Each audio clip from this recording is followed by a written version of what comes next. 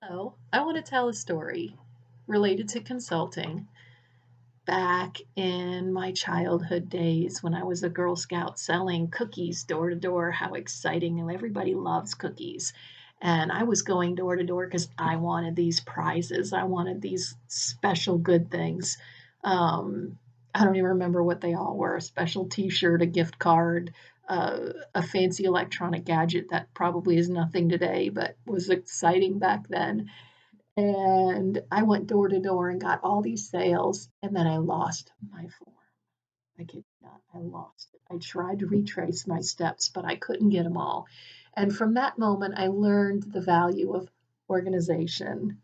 And even in future times when I was selling the cookies, I would open an Excel spreadsheet and I would write down um, who bought what and how it was getting handled. And I even had copies of my forms to make sure nothing got lost. So fast forward into Wolf King, a big meat processing equipment company. I mean, this equipment is half the size of this room and just as tall. Tyson Foods, Hillshire Farm, these kind of people would use these equipments. And it was just amazing to watch it work and to go in the plants and actually see it being handled. And I finally, after a few years of working there, I won the ability to get a window seat. And I was super excited about it because across the street in the winter, there was this little albino squirrel, and he would climb up the dark gray tree trunks, and you could see the snow all around the tree. And it was absolutely amazing. And here I was gonna be able to see him while I was working. It was so cool. And then we had a new purchasing manager. Yeah, he took me away from the window seat, put me under his wing, and built this cubicle system with this little opening. And his desk is here, and my desk is here, and we're closed in together. And my girlfriend gave me a picture that I put on my wall to have something to pretend it was a window. And she wrote something on the back of it. We're still friends to this day. And see, I have a picture behind me to always think big, always think of your dreams, look beyond the situation you're in and what is possible. And I always have to work with some really cool picture behind me to remind me of that moment and where I came from. So I'm working with Neil, and he gives me this assignment that every single month I am to report to him on how much value I was able to give the company, how much money I could save them, how was I able to add efficiencies and help with the accuracy and various departments in whatever way I could imagine. Think outside of the box, he would tell me, and really focus on how could I pay for myself. And every month I would think either small or big, whatever I could come up with, I would brainstorm and put on that paper. And when something got realized, it was really exciting to see the numbers add up and to see that I really was making a difference. And it never left, even when the job moved to Texas and I had to move on. I never forgot that lesson, and I took it with me into fast forward. I'm at American Showa. I'm tasked with this really hard documentation exercise, and they just didn't have the physical documents, nor did they have the communication processes. So I did everything I could. I cut the delinquent list in half, even though the salespeople didn't really want to talk to me, and the research and development were busy, and the line managers had their quotas to meet. But how did I overcome that? I actually went on the line once or twice. As an accountant, I went on the line, and I even worked third shift once in a while, and just to see what it was like. So they knew I wasn't just some office person trying to give them more work and more headaches, but I was one of the team. I would count during inventory, and I would get my hands dirty. Um, and it was a good experience. Not only did I see what it was like being on the line, but it added a relatability effect. And I was able to literally get as much as I possibly could off my plate.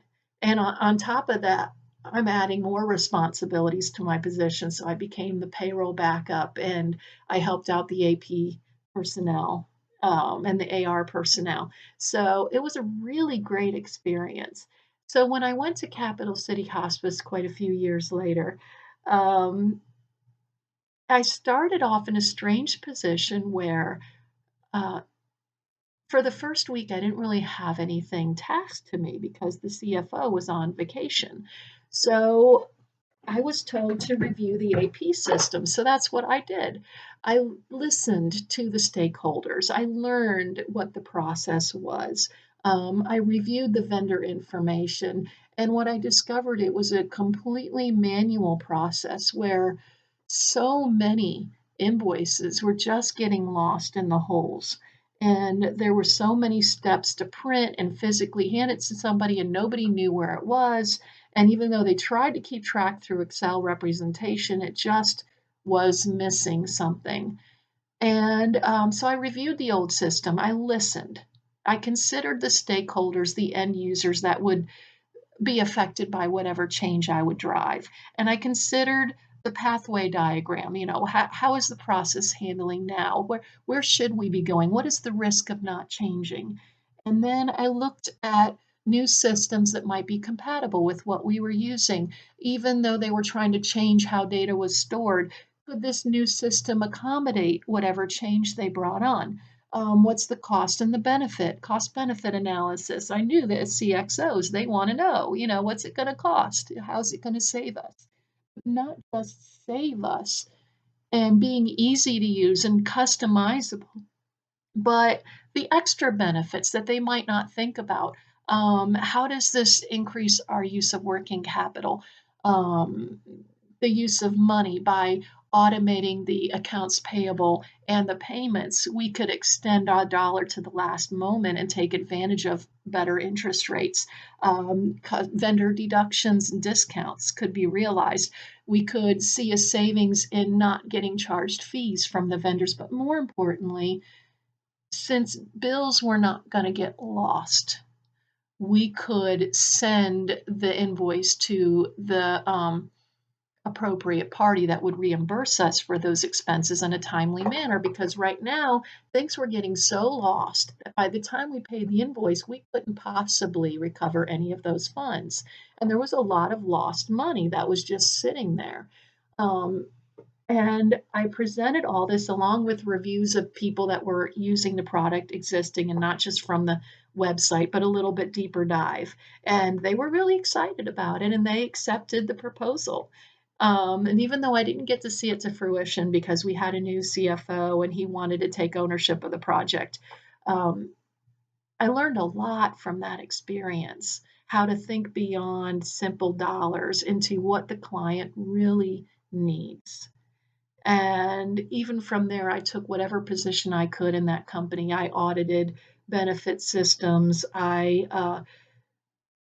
Anywhere I could add value, I did. But that's the whole point of this consulting journey. We're not trying to give somebody something that we have to convince them to buy. We're solving a problem. We're meeting them where they are. We're listening. We're organized. And we're part of the solution. It's a value added, exciting dynamic, and that's what we're a part of. Thank you.